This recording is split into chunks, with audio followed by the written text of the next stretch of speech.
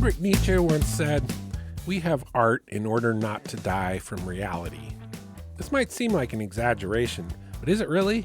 How much of your day do you devote to watching television or reading a book or scrolling through social media to find something that sparks an emotional response? Listening to music? All of these are forms of art, and it's impossible to imagine life without them. For this podcast, I plan to talk to creative people from all mediums about their creative process, and also about why and how creativity is important to the culture of America. Welcome to the Song of Roland, American Culture at Full Volume, where we turn everything up to 11.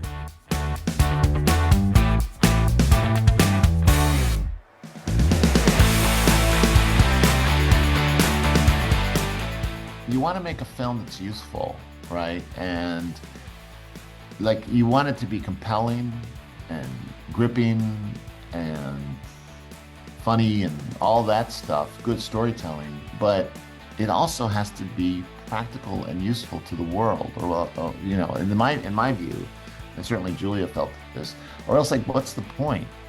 Are you just making a fluffy piece of entertainment? And we wanted this film to really spark conversation on the nature of work in this globalized world.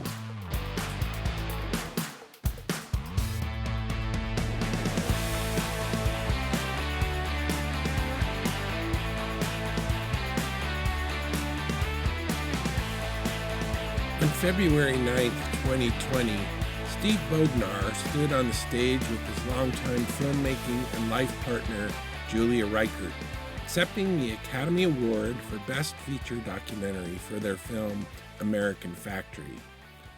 Julie had already been going through cancer treatment for 2 years when that magical night arrived. Less than 2 years later, she was gone. Since then, Steve has been trying to gather himself, in part by working on a film about Julia's Stepping Stones, which just released on Netflix.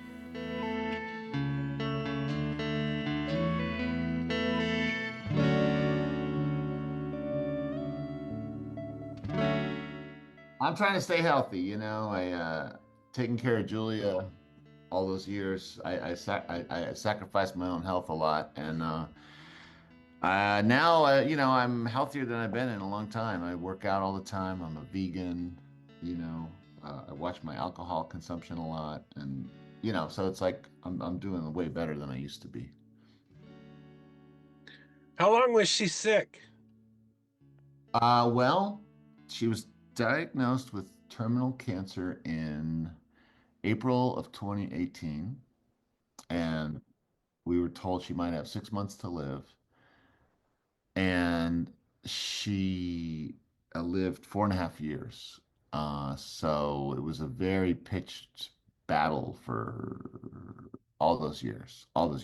And, and we were still working like crazy. We finished 3 films, and she had a retrospective, and we did a lot of other stuff during that time. She was really ferociously committed to living and kind of trying to close out her life in a thoughtful way, in a way that was like really intentional, like not random.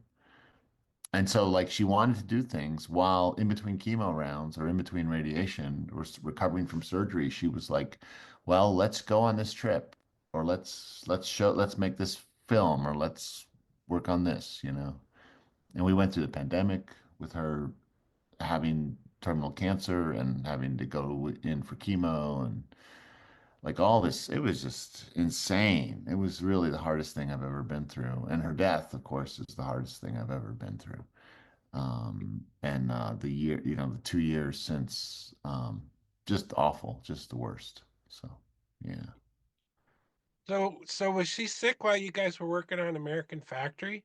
Yeah, we were very much in the editing of that. We had basically finished the filming. We started filming American Factory in 2015, and we finished the majority of filming in 2017, 3 years later. And we were editing furiously when she got hit with these weird pains, and we didn't know what it was. We were worried it was like appendicitis or her gallbladder. And actually, we found the cancer because she had her gallbladder removed. We were thinking that was the source of these weird abdominal pains. And they did a kind of routine pathology on the gallbladder after it was taken out, and they found cancer cells all over it. But it wasn't gallbladder cancer. And the gallbladder is connected to the liver. So it wasn't the liver gallbladder system. It was a whole different bodily system. It was related to her kidneys and her ureter and her bladder, different bodily system, but somehow the cancer cells had metastasized and gotten all over her gallbladder, and that's what told us it was terminal, and that's what told us it was stage 4 and all that stuff. So Well, that yeah, it must have was been yeah. that must have been a shock then. You're thinking it's just a routine gallbladder thing, and oh my God. Yeah, it was terrible. It was, I mean, she had had cancer before, she nearly That's what died. I thought. Yeah, she nearly died in 2006 from lymphoma. And that was another terrible time when we had just finished making A Lion in the House, the film we were working on when we met you at McDowell. And she, we finished that film. We were at Sundance, and she had been in pain for months, but we just thought she was wrung out and exhausted from finishing the movie.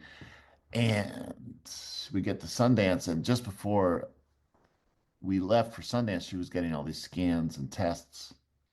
And we found out at Sundance, actually at the Salt Lake airport, about to get in a van, about to get in a van to go up to Sundance, we found out that she had stage 4 lymphoma.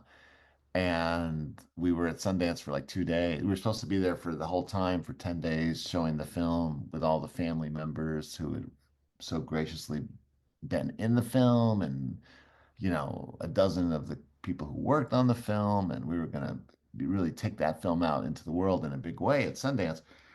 And we just left like 2 days later, and she was in ICU, and she was in the hospital for like 20 days after that. And we found out it was stage 4 lymphoma, and that they said she had maybe a 16-17% chance of survival in 2006.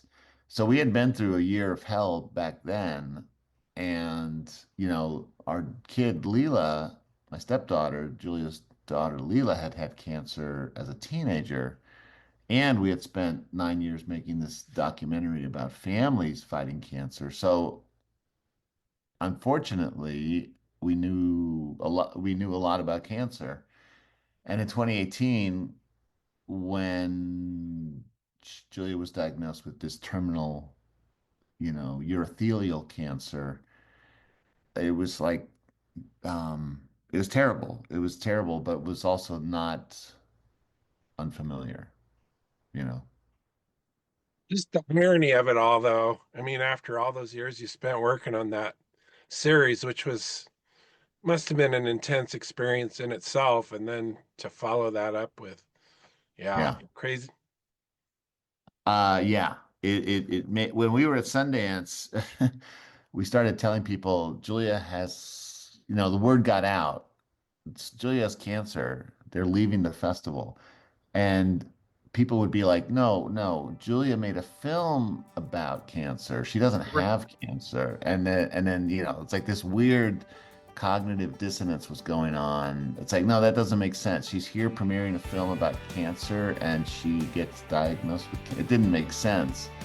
And people were having a hard time getting their head around it at first. But that is exactly what it was. And we left the festival, and yeah, and thankfully we had a great doctor, and she did chemo and radiation, and she beat the odds, and lived another 14 years or more. Actually, no, I'm sorry, 16 years. Yeah, Yeah, so that's good.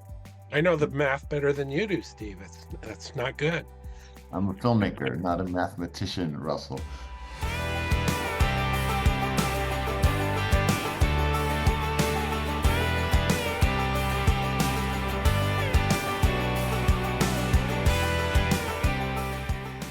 I wanted to revisit your shining moment when you got the Oscar. Who announced the winner? Do you remember? Mark Ruffalo. Oh, that's awesome. Mark Ruffalo announced the winner. He's a wonderful actor and a strong environmentalist, and Yeah. he did the documentaries that year. Yeah, it was very meaningful. I mean, it was, Like that moment must have been like all this stuff you guys have been through. That must have been just so amazing. it was out of body. It was so weird. I felt like I entered a underwater moment where I was both in a moment and watching myself and watching Julia in a moment. And, we had tried to be ready, that we knew there was a chance we could win. The films were all great that year, and there were definitely other films that were being talked about as the probable winner. But we knew we had a shot, and we had written and rehearsed a speech. But when Mark Ruffalo called our names, suddenly, like, everything slowed down, and we are standing up, and I am putting out my hand, and Julia is taking my right hand with her left hand, and she's grabbing her gown with her right hand, and we are starting to walk. And we are walking down the aisle, and oh, there's Quentin Tarantino. We are walking past Quentin Tarantino. There's Bong Joon-ho, who would go on to win for Parasite, and we're walking past Bong Joon-ho. It's like every little moment was suddenly slowed down, and then we are walking on stage, and then it's like it was so out of body, and Julia spoke first, and I'm looking at two things. I'm looking at a row of movie stars. There's Cynthia Erivo and Tom Hanks, and everyone's in the front row.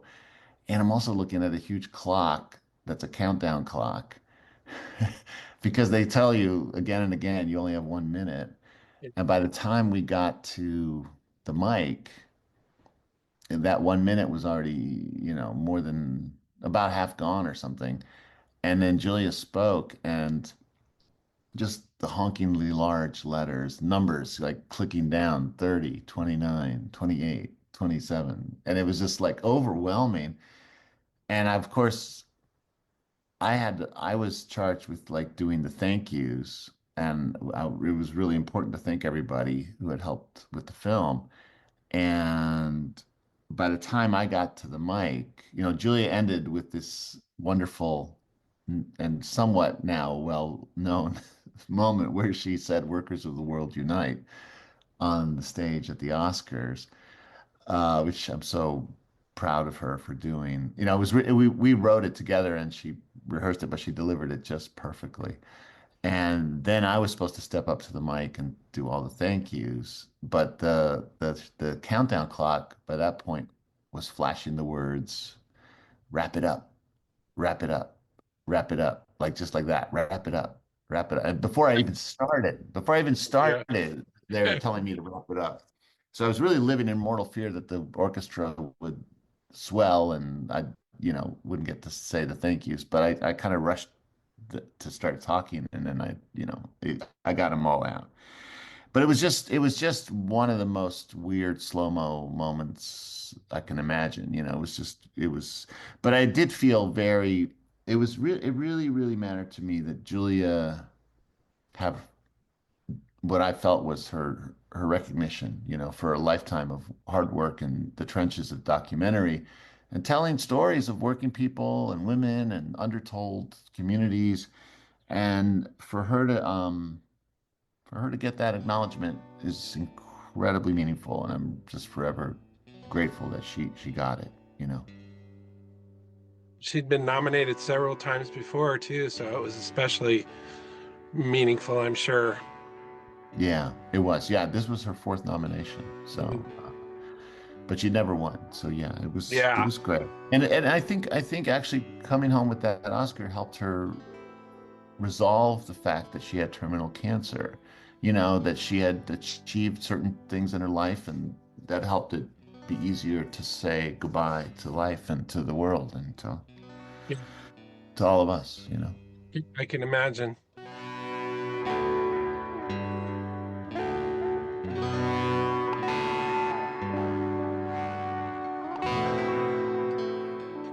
So when did you guys meet? Well, we met in 1984 at a film screening in Cincinnati. There was this classic indie movie called El Norte. Did you ever see El Oh, Norte? yeah, I love that movie. Yeah. Yeah, Gregory Nava and Anna Thomas. One of those early indie films about two kids, two young teenagers, coming into the States through very much hardship. And anyway, we met after that screening, but we didn't become a couple really for a few years after that. And there's not that many filmmakers around in Southwest Ohio. But we fell in love and became a couple, and then we committed to not co-directing anything because we knew it would be trouble, right? It would be like, we'd break up and we didn't want that. So we were a couple where she was making films and I would support her, or I was working on the film about my dad, Personal Belongings, and she would support me. But we had clarity as to whose film it was. We were not co-directors of anything until 10 years after we became a couple, we got this invitation to make this film about kids fighting cancer at Cincinnati Children's Hospital. And that was just such a huge undertaking. And we just organically became co-directors, without a lot of discussion. We just kind of started doing it. And that film, making that film for those 9 years and how incredibly hard it was to make that film really taught us how to work together, and it showed us that we could work together, that we really could. We had deep trust in each other's instincts, and we would still argue and fight, but we always knew that and felt and trusted that the other person was fighting for the film, not to win an argument. You know what I mean? And that's so important. It's like you got to believe that your partner, their it's about their instincts to what makes the film better or the work better. And I had that trust in Julia, and I think she had it in me. And so we just learned how to do it together. And then from after making The Lion in the House for those 9 years, we could do anything. We could co-direct anything. We had been through the fire of that, and we knew how to do it. It helped that you had established a solid foundation for 10 years before that, right? Yeah, Like if you it had did. started directing. Well, I would say it, yeah, but also, I was younger and I was insecure and hungry to prove myself. She was more established. Hmm. We had this imbalance in our relationship that was just due to lack of experience on my part. But I think the 10 years of being a couple did help, and I matured a little bit. Hopefully, I matured a little bit during those years, to the point that I was more ready to be like a collaborator with her.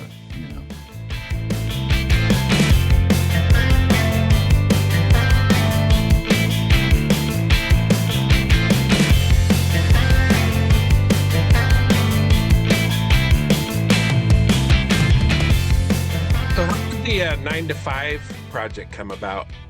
That was a great film. I love Thank that you. film. Yeah.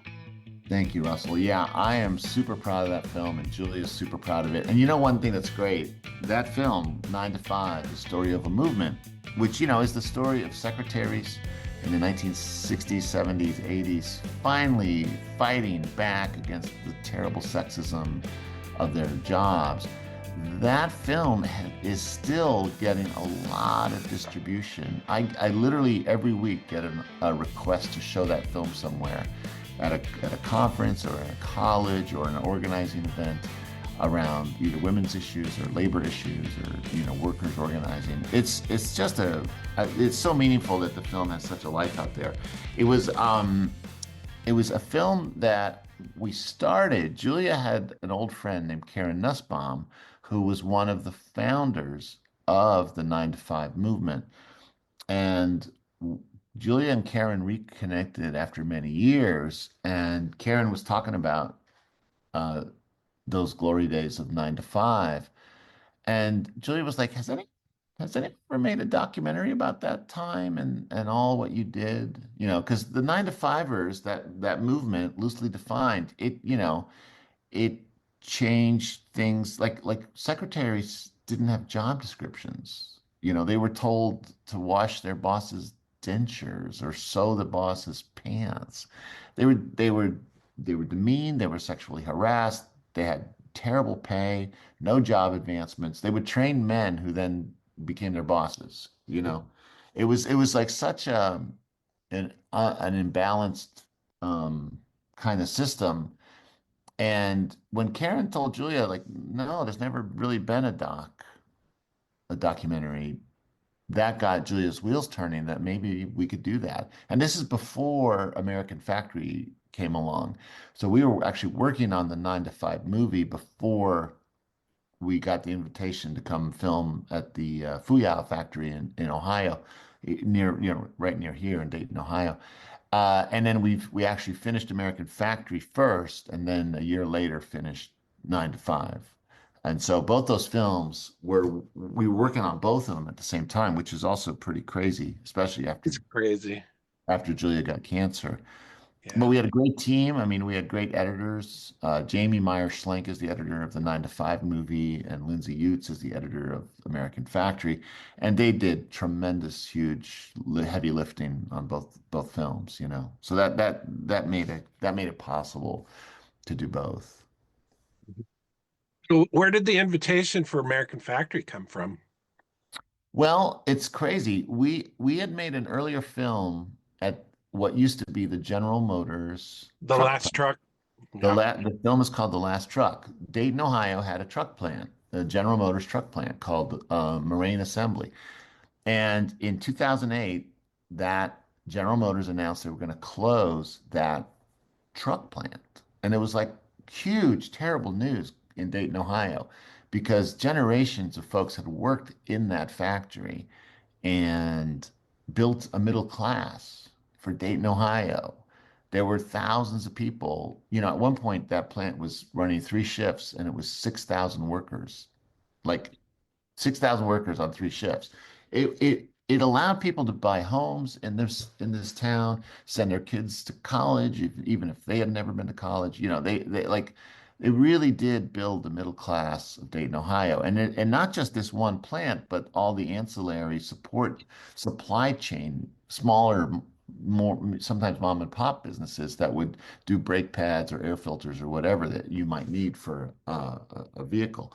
And thousands of jobs, good pay, union jobs, and it really was a huge factor in this town. So when GM announced in 2008 they were closing the plant, it felt to Julia and me like a story that maybe we should try to tell. And that became a film that came out in 2009 called The Last Truck, which is on HBO Max and which was lucky to get an Oscar nomination in 2010.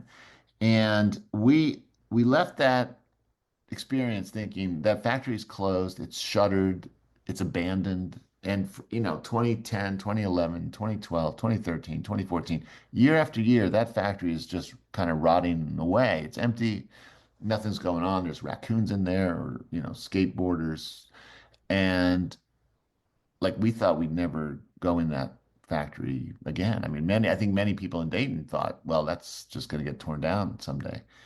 But then in 2015, I'm sorry, late 2014, the word got out that a Chinese billionaire, an entrepreneur named Chao Dewang, he was looking to open a factory in the Midwest. His company, Fuyao, makes windshields. They're the largest windshield manufacturing company in the world. And he had a toehold in America, but he wanted to have in the United States, but he wanted to have like a big factory, like a really large factory.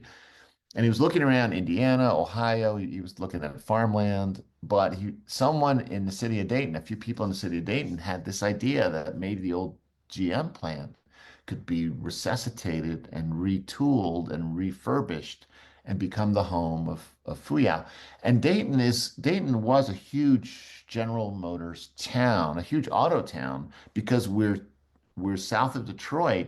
But if you look around our region, you know, Ohio is also home to 20,000 folks who work for Honda. We have several Honda plants in Ohio. Indiana has Subaru, big Subaru plant. In Toledo, Ohio, there's a huge Jeep factory. In Louisville, there's a huge Ford plant. So we're like positionally, and we're on I-75 just south of Detroit. We are in an incredible place for an auto supply region. And for Fuyao, it all made sense. And the chairman bought that old dead factory, brought it back to life. We were not immediately like, oh, we got to make a film about this, but they reached out to us. The business leaders of Dayton and the folks from Fuyao started talking about the historic nature of this venture of bringing this dead factory back to life. They had seen our earlier film, The Last Truck, and they're like, why don't we ask these filmmakers, these locals, to see if they want to do it? And, we were approached and we had a meeting with the Fuyao folks. And at first, there was a sort of a misconnection or not a misunderstanding, but like different expectations. They wanted to hire us to make a film. And we were like, well, we don't want to do that. But if you give us, if we own the film, we have editorial control over the film, but you give us real access, you give us real, like, let us in and let us film it, the whole story, the ups and downs, then we'll do it. But it has to be our film, it has to be independent, or else it's basically like a promotional film for the company, and we're not interested in doing that. But even more so, no one will buy that film. If the company funds the film, nobody will buy it because it's a promo. And so we took no money from the company. And yet the chairman said, let's do it. Most American companies would not let filmmakers in to document some huge undertaking like that. But the chairman is a maverick, and he's like, well, let's just do it. And so in 2015, we started filming, early 2015. And, 3 years later, it was really intense. And, we had filmed the bulk of what's in the movie. So just thinking about some of the like when you went to China and they did the big production numbers and stuff like that, I can just imagine how much different that film would have been if they had been pulling the strings on it. It's just, yeah, not the same thing. Yeah. um, Yeah. so I wanted to ask you about Frederick Wiseman, whether he's been an influence, because so much of the work you guys do seems to have the same, like his ability to ingratiate himself into all these different venues to film his. I just think his films are amazing. So I'm assuming he's been a big influence on you. Are there others? Oh, absolutely. For both Julia and me, years apart, we both saw Titty Cut Follies, Weisman's Yeah. first film. I saw that when I was 18 or 19 years old, and also saw his film from the 60s called High School, which felt like my high school, shockingly, even though it was like different time, different place. And that wry observational yet non-commentating approach, that true cinema verite approach, where you're just really following life. No, Wiseman's been a huge, profound influence on all of us. He's a giant, and his films are amazing. And he actually, they just announced, I think it's the Museum of Modern Art's going to do like a 45 film retrospective of Wiseman's film. 45 films. He's an amazing filmmaker, uh, in how patient he is.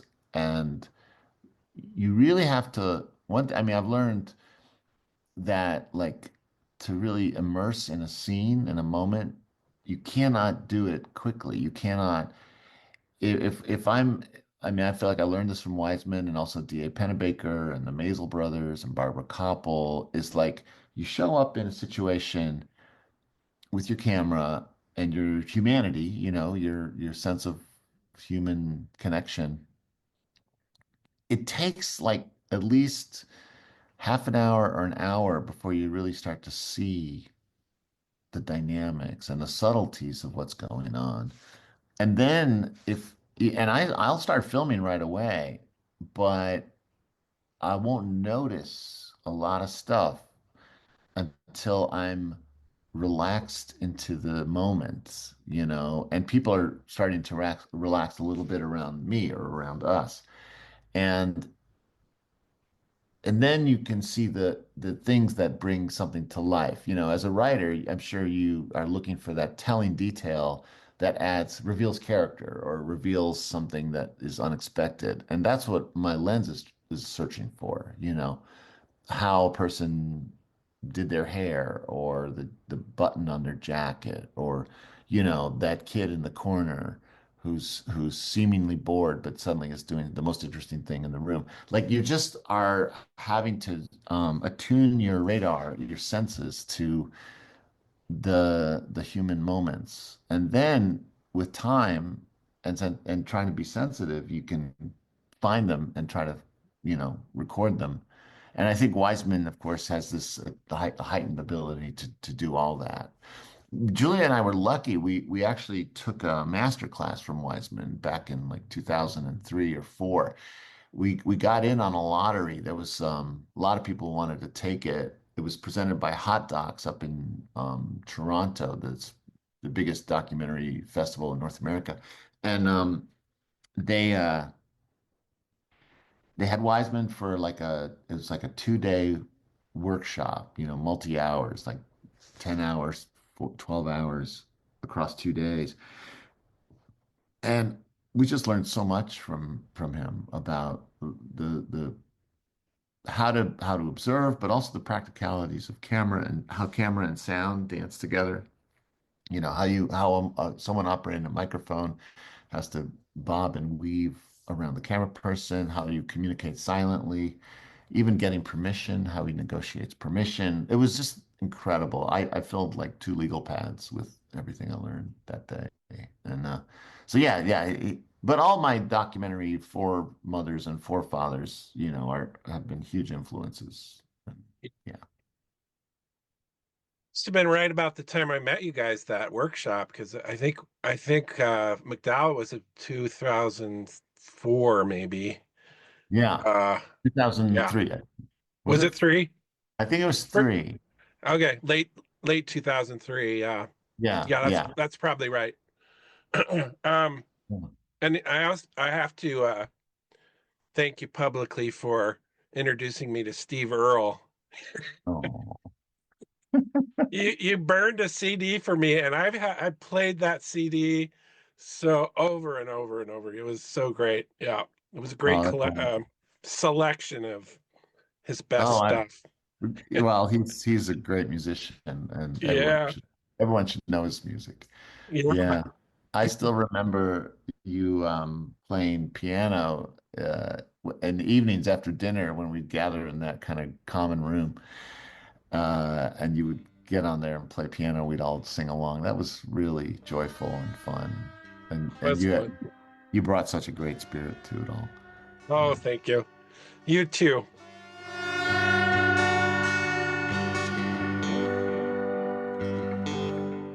It's time for a short break, and I just want to extend my thanks to Dezonk Books, which is sponsoring this podcast.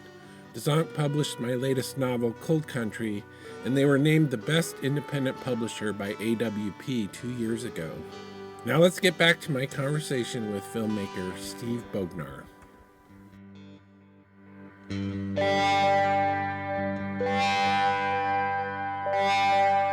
To get back to your approach, I love the way you describe that patient way of sort of finding the story.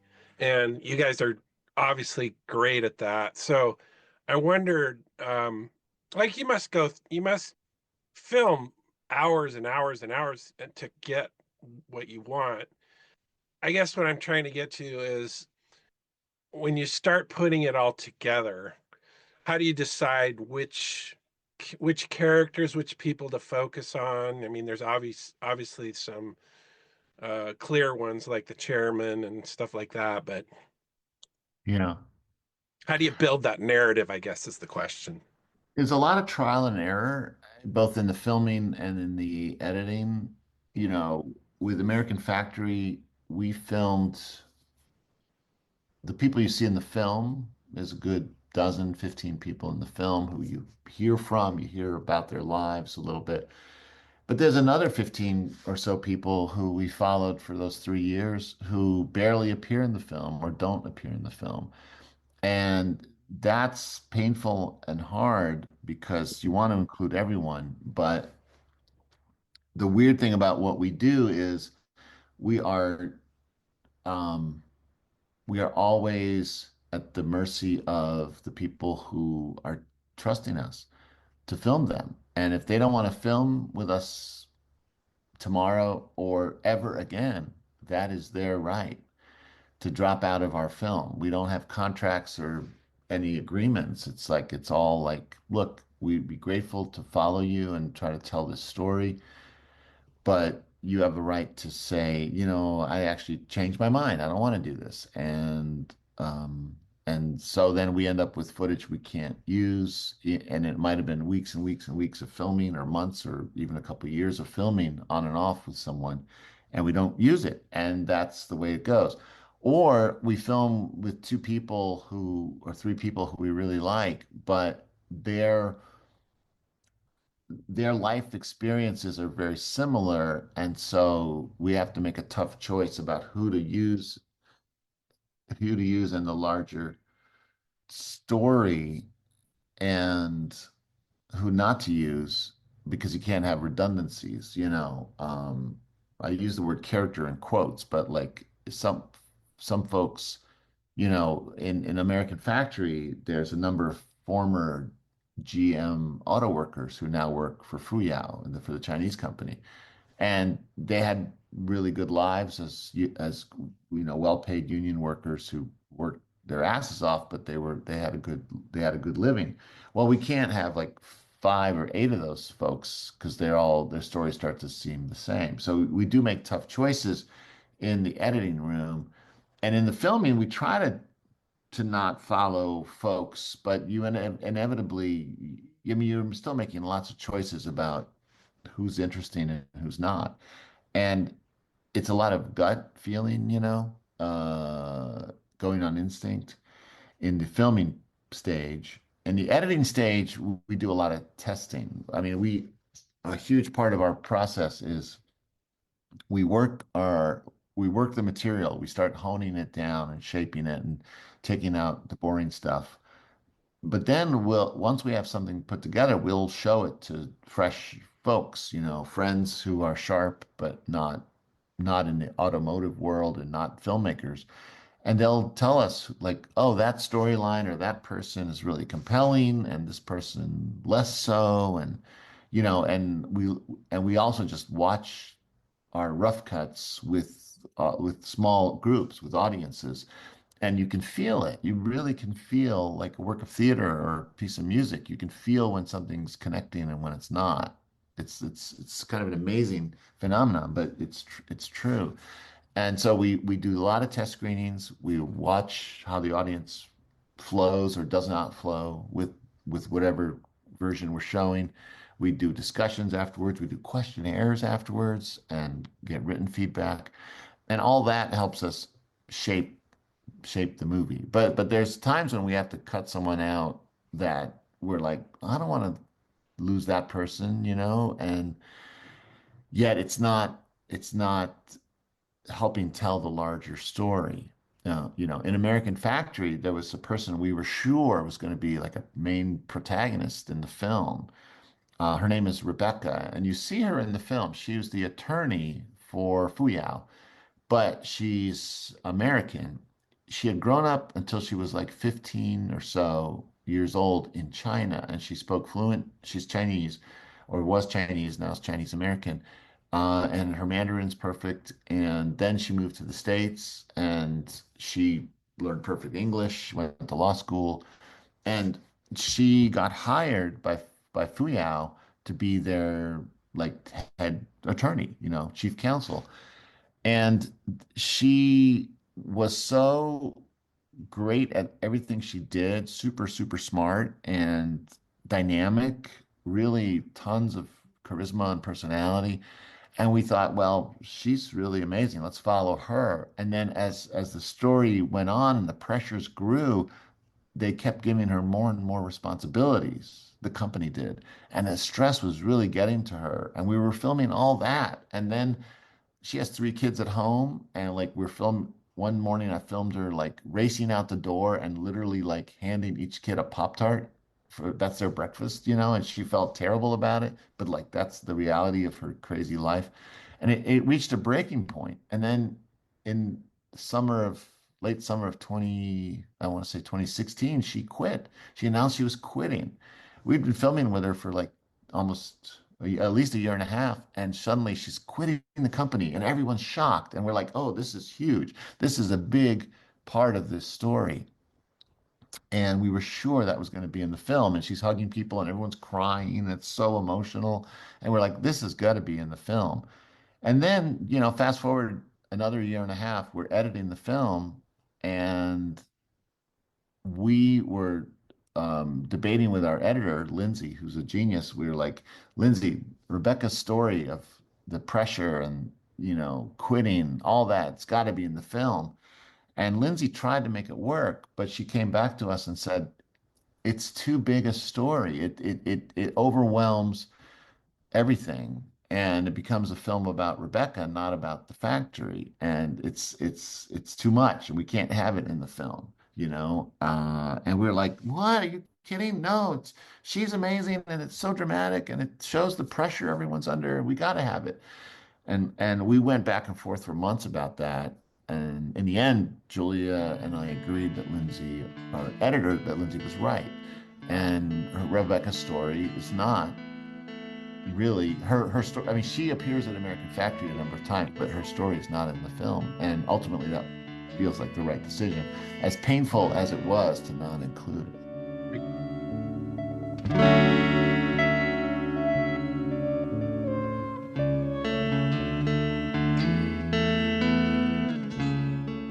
You must have felt like you kind of stumbled onto a gold mine with that chairman, though, because that guy was such a interesting. I mean, the combination of him being so rigid about how things should be, and then you have that incredible moment. I thought one of the best parts of the whole film was that moment where he actually got vulnerable and started talking about some of his life choices. What was it like? Were you there for that scene? Well, the chairman is a fascinating guy. He's got a number of seemingly contradictory personality traits. He's very hard charging, very driven, pushes everyone, but he's also very ruminative and reflective. He thinks deeply, and he's a Buddhist, and he's probably a member of the Communist Party, so he's a communist capitalist Buddhist, probably, and an amazing kind of combination. With that scene, that self-reflection that he does at the end is, I agree. When we first heard that translated, we were amazed that he went so personal and so deep. But the real credit for that interview goes to Mija Lee, who is one of the film's co-producers, and who's an essential part of the film. And we realized, we had been filming the movie for like a year, and we just realized we were missing the Chinese side of the story because we're not, our Julia and I and our little Ohio team, we were all like not we were all Americans, and we're not, none of us were Chinese or Chinese American. And we realized we needed to like collaborate with actual Chinese filmmakers. And we didn't know like how where do we find we're in Dayton, Ohio. Where are there Chinese documentary filmmakers? And it was like we had to figure that out. And we reached out to our super smart friend and mentor, Yvonne Welbin, who's based in Chicago. Yvonne founded this wonderful nonprofit called Sisters in Cinema, which supports Black female documentary filmmakers and fiction filmmakers.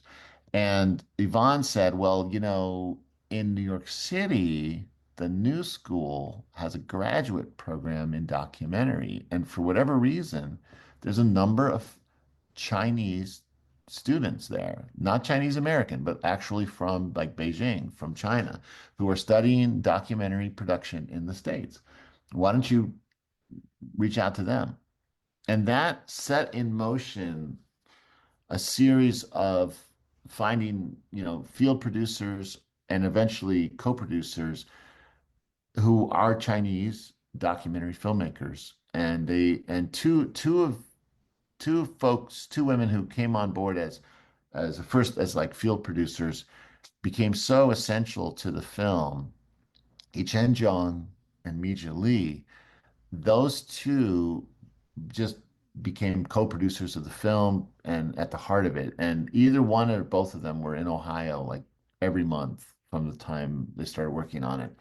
So Mija was there when we were interviewing the chairman, and we did like 7 or 8 interviews with the chairman. And they were always like me and Julia with a translator.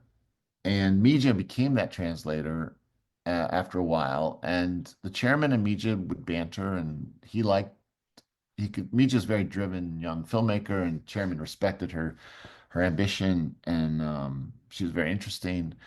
And we were in China in 2017, and we were in the chair. It was one of the last things we did, but we were in the chairman's office, and we asked Mija to take an audio recorder and just sit with the chairman on a couch and just ask him to reflect on his life and his life choices.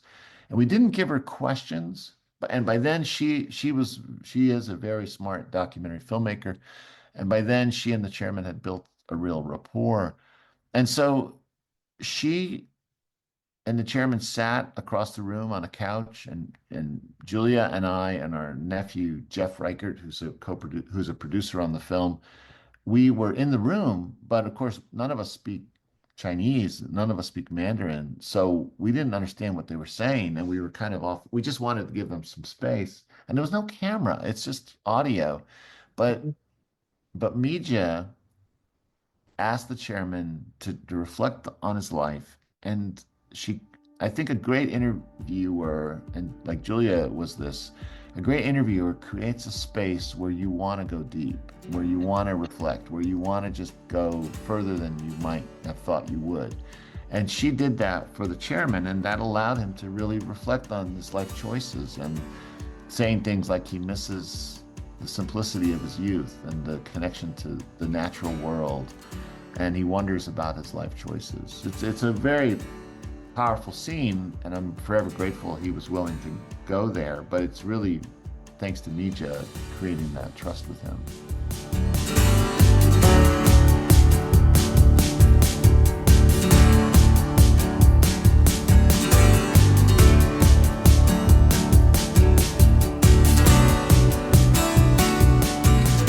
How did the Obamas become involved in the? Well, we were lucky. We started filming the movie in 2015. We were in 2018. By 2018, we'd finished the bulk of the filming. We were still doing a little, pickup filming here and there, but most of the filming was done, and we were editing. And we were lucky to get accepted to the 2019 Sundance Film Festival, and we premiered the film in January 2019. And by then we had teamed up with a wonderful production company called Participant Media, which sadly no longer exists. But the Participant, over the course of 20 years, produced dozens and dozens of wonderful documentaries and fiction films.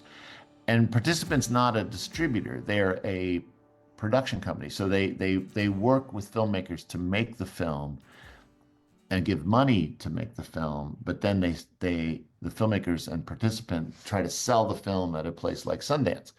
So participant and we took the film to Sundance in January 2019, and at that festival, we got approached by Netflix and this new company called Higher Ground, which is the production company created by President and Mrs. Obama. And they were very excited about the film and its potential to talk about labor issues in the world and globalization and, contemporary capitalism, all the issues that we try to tell through humanistic storytelling.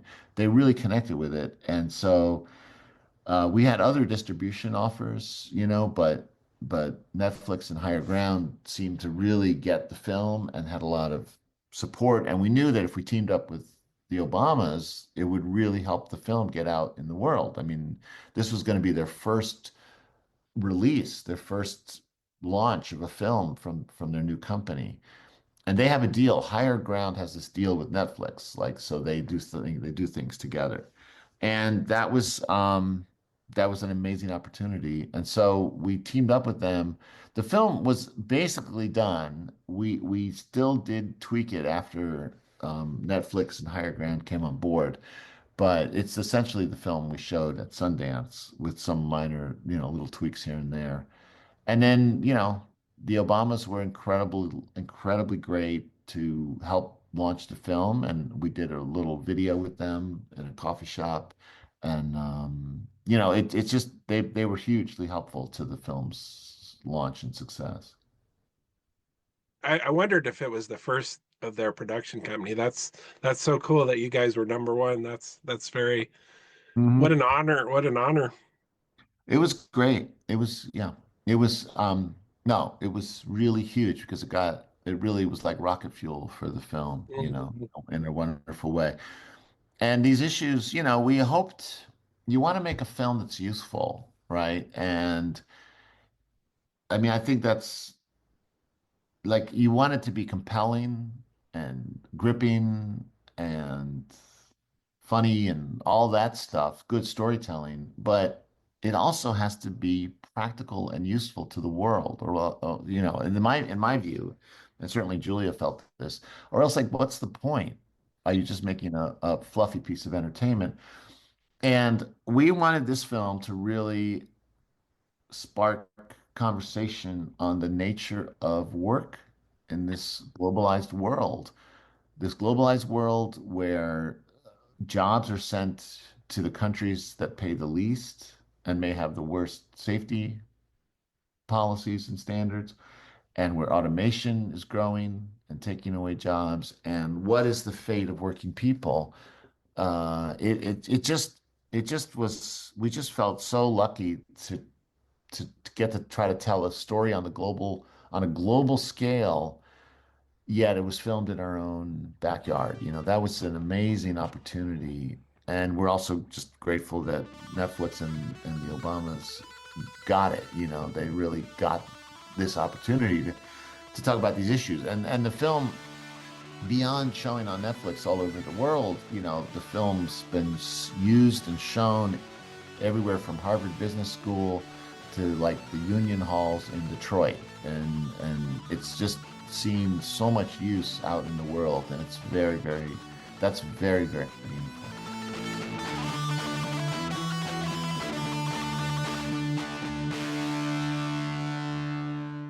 So what are you working on now? Did you just release the one about Julia? I did, yeah. Yeah. After, so Julia passed away in December of 2022, and the next, I mean, 2023 was just the worst year of my life. Yeah. It was just terrible, and every day was terrible. I was surrounded by love and support, and I wouldn't be here without that love and support, especially from my stepdaughter Leela, but also my friends, my family, my community here in Ohio, and my documentary family out there in the world. Like Everyone was looking out for me.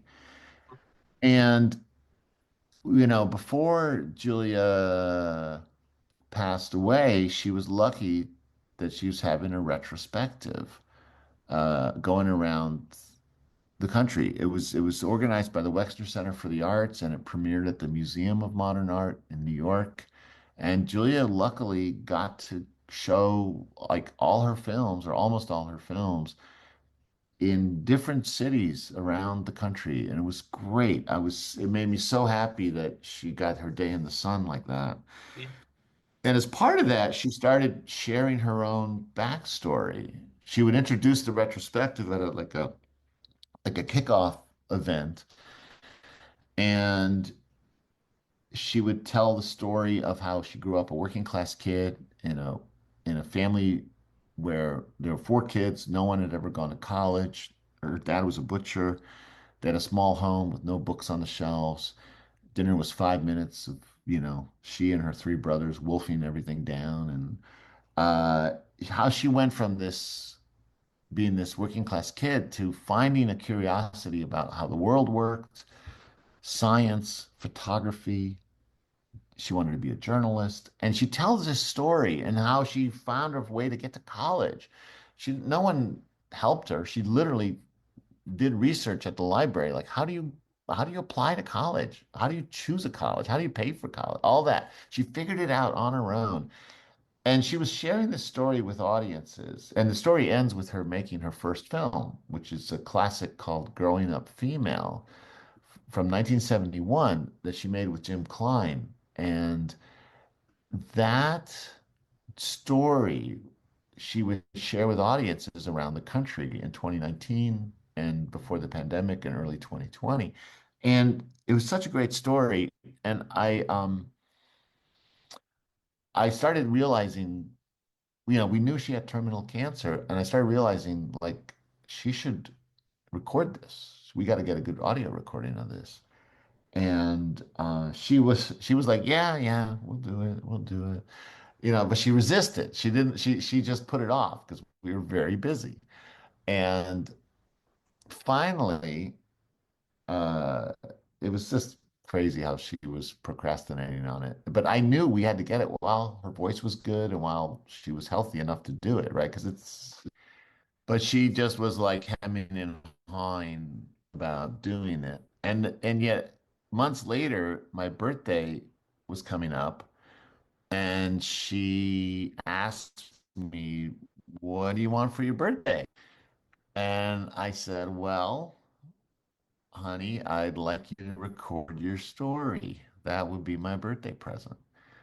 And so she finally did it. And we had a really good audio recording of her sharing her story. And that was huge for me. I really needed her and wanted her to do that before her death, Yeah. which we knew was coming. And so I had that.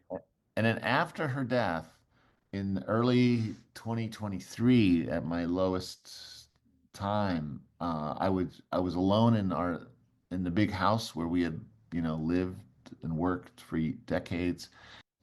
I would call up photos of her and video, trying this clip with that and putting this photo with that part of the story. And I just started playing with the footage and the material. And I wasn't thinking it was a film, but little by little, across basically like a year, it became a short film. And I had a lot of help from the documentary community. I started sharing rough versions of this here and there. My friend Robert Green, who teaches at the documentary program in Columbia, Missouri, at University of Missouri, he invited me to show a really rough version of this at a conference he does, and that was a big moment because that was like the first time. It was crude as hell, but it was the first time I showed anything to anybody beyond my house, and I got encouragement. My friends in the documentary world were like, "Well, look, this is not a film, but there's something here, and you should keep playing with it, And so very slowly for like a year or so, it started becoming a film. And then it finally premiered as a movie at the Full Frame Film Festival in Durham, North Carolina in April of 2024. Netflix made me an offer to acquire it and put it on Netflix around the world. And that invite happened in August of 2024. And so it launched on Netflix in December of 2024, just a couple months ago. And it's great because it means and translated to over 60 languages and for years and years to come. It's the story is one of overcoming fear and shame and low expectations and just fighting for the life you want to have, which she did again and again. One of my favorite moments in that film is where she talks about being ashamed to tell the girls at school that her dad was a butcher, and then eventually leaving college, right? And then eventually coming back to complete her degree. But yeah, you can really hear the that working class, that inferiority complex.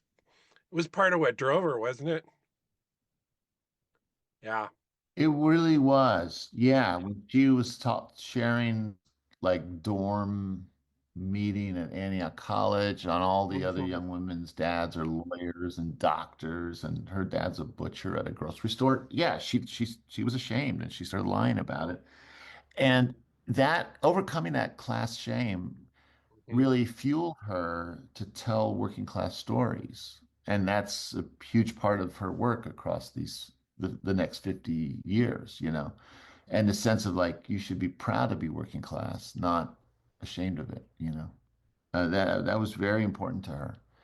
Yeah. No, she was remarkable in how she just overcame so many limitations.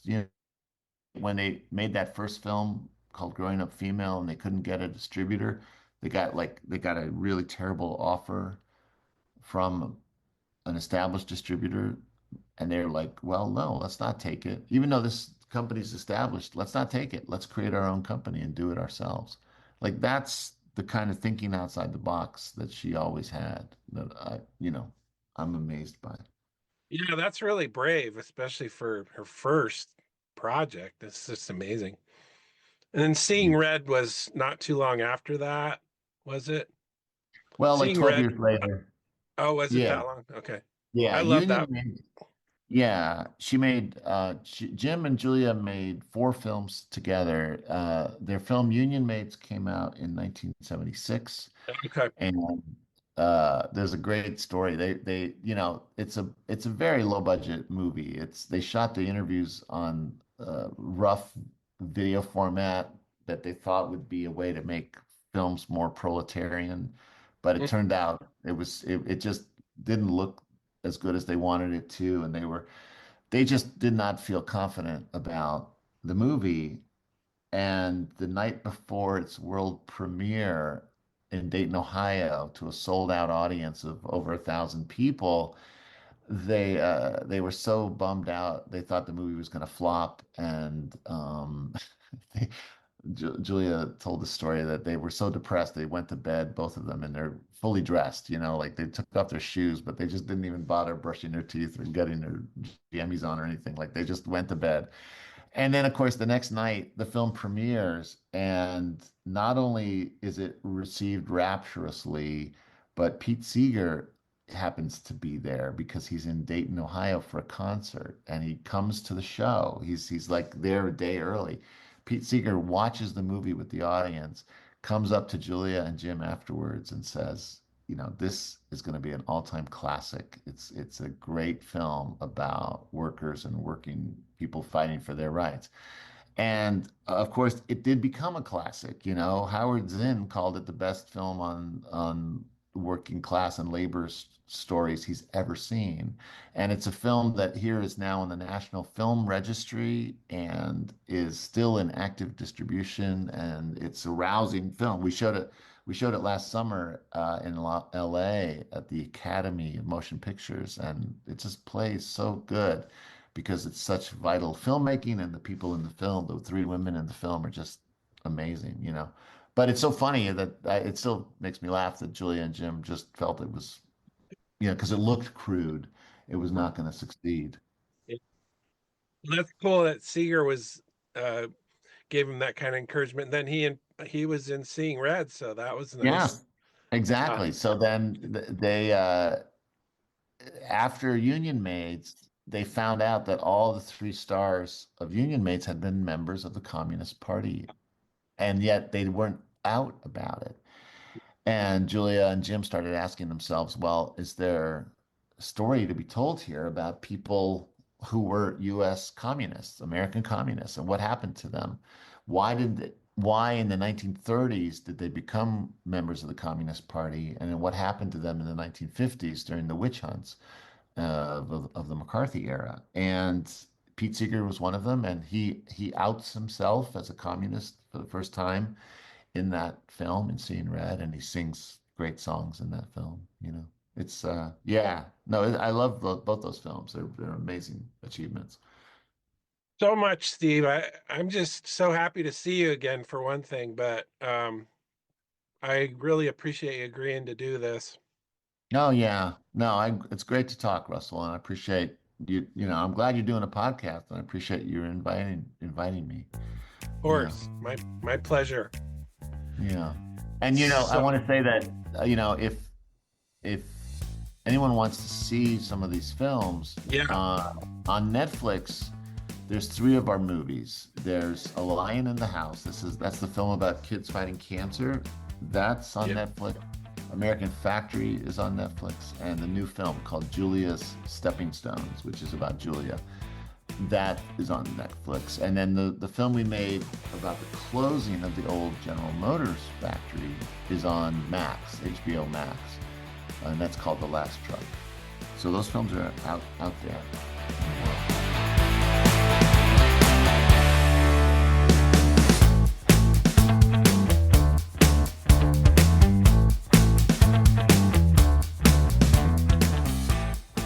I want to thank Steve Bognar for this wonderful conversation.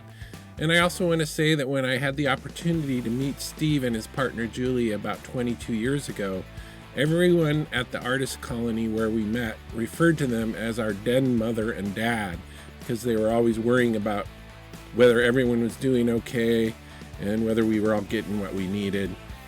That's the kind of people they are. It's just been such a pleasure to talk to Steve again. Please make sure you check out his films, which are available on Netflix and other platforms. I also want to thank my son Fletcher for providing some of the musical transitions for this podcast. Please tune in again next time when I'll be interviewing Southern writer George Singleton here on The Song of Roland.